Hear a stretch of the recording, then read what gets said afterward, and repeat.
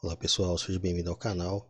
Neste vídeo falaremos sobre o fundo imobiliário XP Properties com o ticker XPPR11. Você investiria nesse fundo?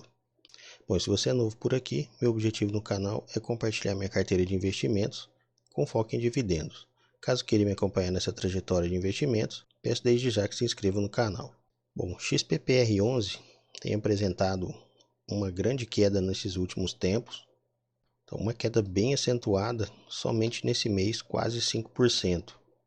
Então, a cotação veio de praticamente seus R$100 para R$ 63,60. Isso que recentemente bateu uma mínima de R$ 63. Bom, quanto ao dividend yield desse fundo, atualmente está com mais de 12%, com um total pago de R$ 7,72. Bom, por que ele está com esse dividendo tão alto? Na verdade, por conta da sua cotação que veio caindo bastante.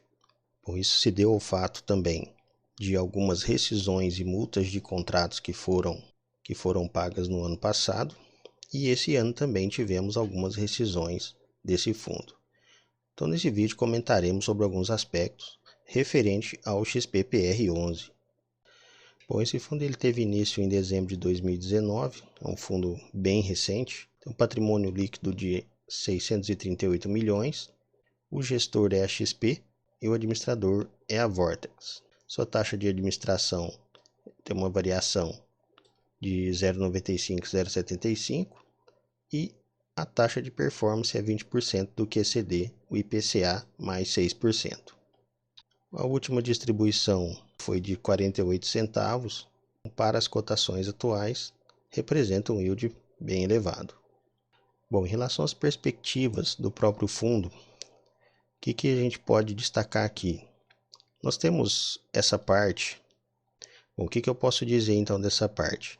O fundo possui alguns ativos nessa região de Alphaville, depois eu vou mostrar para vocês com mais detalhes. E também hoje nós temos um problema muito sério, que é o aumento da vacância. Esse aumento da vacância aonde? Esse aumento dentro das próprias regiões de São Paulo, visto que essa área de Alphaville é fora da grande São Paulo.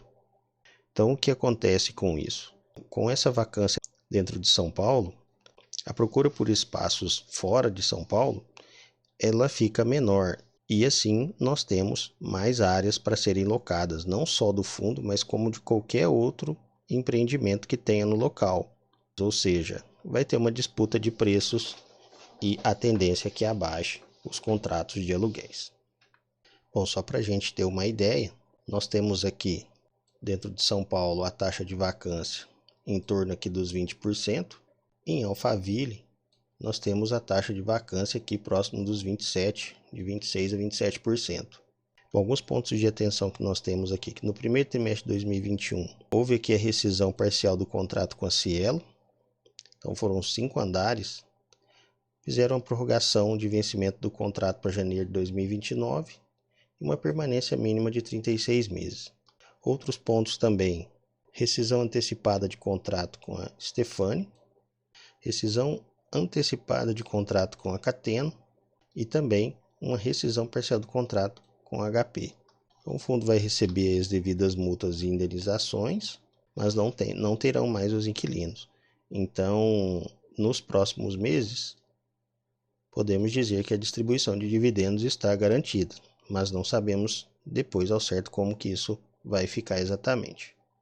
Outro ponto em destaque é que o fundo mantém cerca de 6% dos seus ativos em caixa. Por que ele tem isso daqui?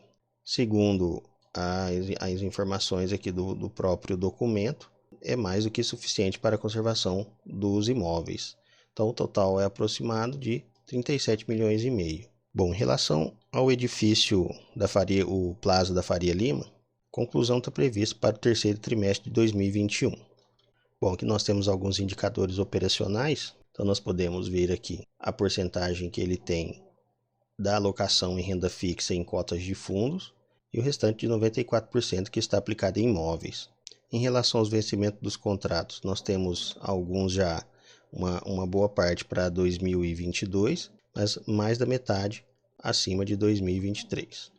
Bom, outro ponto que chama atenção para nós são os índices de reajuste, que 18% está em IPCA, mas uma boa parte está em IGPM. Bom, a base de cotista do fundo é crescente, então nós podemos ter uma ideia por aqui. Então nós temos um salto de 2019 de praticamente 15 mil para mais de 37 mil no primeiro trimestre de 2021. Um ponto interessante é que 86% são pessoas físicas. Aqui nós temos a diversificação no primeiro trimestre de 2021. Então lembra que eu comentei com vocês sobre alguns edifícios lá em Alphaville, no caso é em Barueri. Então esses dois do portfólio. Bom, então essa é uma situação em que nós temos dois empreendimentos bem próximos e de repente não seja uma região tão procurada. Principalmente quando nós temos em outras partes de São Paulo, uma vacância maior do que de costume. Bom, então esses são os imóveis do fundo. Nós temos o edifício Rebouças, aqui nós temos o Nubank, então esse é no bairro Vila Madalena, então um pouco mais afastado. Depois nós temos também esse na Avenida Paulista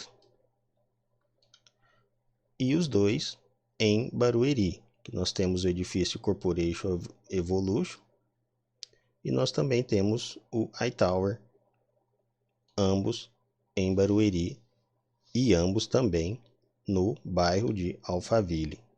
Bom, em relação a esses dois empreendimentos, por eles serem no mesmo local, imagino eu que você vai acabar tendo concorrências em relação aos valores, pois são muito próximos um do outro. E aqui a gente não pode esquecer também, existem outros proprietários que estão de repente com suas áreas vagas também, que vai proporcionar essa concorrência de preço nos aluguéis. Bom, essa é uma foto do Faria Lima Plaza, lembrando que ele não está pronto ainda, somente no terceiro trimestre desse ano, mas ele terá uma área total prevista de mais de 40 mil metros quadrados. Bom, em relação a esse edifício, nós temos que levar em conta também que ele não se encontra onde ficam as grandes empresas ali na Faria Lima, então ele é um pouco mais afastado. Por outro lado também, podemos levar em conta também a questão de acesso e outras coisas mais desse setor onde ele está localizado. Bom, aqui nessa parte nós temos a porcentagem de receita imobiliária, que hoje 39% é concentrada no edifício da Faria Lima. Então nós temos o restante diluída em outras empresas, como por exemplo a HP, a própria B3, Elopar, Merck, Cielo e outros aqui, incluindo também o Nubank.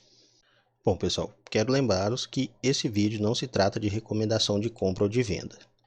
Esse fundo imobiliário tem passado por um momento muito estressante em relação à sua área alocada, onde nós podemos ver por aqui também. Então, estou no site Funds Explorer, então nós podemos ver aqui, pelo menos aqui no mês de abril, tem uma vacância física de quase 40%. É uma vacância bem preocupante, visto que anteriormente nós tínhamos uma vacância de 9%. Em lajes corporativas, normalmente ocorre sempre uma vacância mesmo. Então, essa até 9% aqui pode ser considerado como uma vacância normal, tolerável.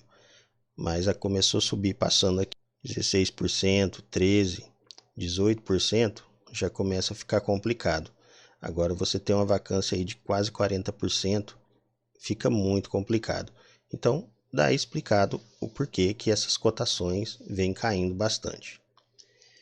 Mas e aí, será que dá para investir nesse fundo? Então quero lembrá-los mais uma vez que não se trata de recomendação de compra ou de venda. Bom, então pela cotação atual, nós temos hoje um P sobre VP de 0,73. Então, ou seja, a cota do fundo está sendo negociada bem abaixo do seu valor patrimonial. Bom, eu tenho algumas cotas desse fundo no meu portfólio. Esse fundo eu não investi nele mediante ao yield que estava no momento, e sim porque eu acredito na recuperação do setor e esse fundo deve performar não nesse momento, mas ele deve performar mais à frente, principalmente quando o edifício da Faria Lima começar as suas locações, possivelmente manterá aí a distribuição, pelo menos nesse patamar que está. Mas para o momento agora, o que eu imagino que possa acontecer com o fundo? Bom, eu preparei uma planilha aqui para a gente poder fazer algumas estimativas. Então, dentro do meu portfólio, eu pretendo ainda fazer alguns outros aportes neste fundo, mas com algumas considerações. Então, nós vamos colocar um yield de 6% ao ano, e tendo em vista que no terceiro trimestre esse empreendimento da Faria Lima será entregue, então eu estimo que, mediante as circunstâncias, o fundo pagará um montante de 30 centavos mensais, que para um yield de 6%, nós poderíamos pagar até o montante de R$ 60 na cota. Então isso são apenas estimativas e não se trata de recomendação de compra ou de venda. Então essa é a minha percepção perante ao cenário que o fundo está passando no momento. Então nós podemos ver que a cotação dele também está tendendo a ficar próximo desse valor. Então creio eu que não deva passar mais abaixo disso e também não deva subir, pelo menos por um grande período de tempo, até as coisas se normalizarem para o fundo. Bom, no meu caso eu tenho 14 cotas desse fundo, meu preço médio está em torno de R$ 76. Bom, e no momento está com uma desvalorização de 16% praticamente. Então pretendo comprar mais algumas cotas para que meu preço médio possa baixar mais um pouco. Mas devo ir aportando bem de pouquinho nesse fundo, visto que eu também já tenho outros fundos na minha carteira. Então, fundo de papel, tem outros fundos de laje corporativa também. E esse eu pretendo ir aportando aos poucos. Bom, já que meu preço é R$ 76, com os aportes eu pretendo chegar até pelo menos R$ 72 de preço médio. Bom, com o valor de R$ 72, como que ficaria? Então, se eu colocar um yield de 5%, eu posso chegar nesse valor de R$ 72. Então, ou seja, no momento não almejo muitos rendimentos desse fundo, visto que o mesmo está passando por uma situação muito difícil, mas creio que no longo prazo esse fundo será bem performado e poderá dar bons rendimentos, principalmente se você tiver uma cotação bem baixa. Mas quero lembrá-los novamente que não se trata de recomendação de compra ou de venda. Bom, pessoal, então por esse vídeo é isso. Espero que tenham gostado. Caso gostou, peço que deixe seu like, se inscreva no canal. E também comente aqui embaixo, caso vocês tenham esse fundo e o que vocês estão achando desse momento que o fundo está passando. Se você também acredita que ele vai se superar no longo prazo. Então por esse vídeo é isso. E muito obrigado. Até o nosso próximo vídeo.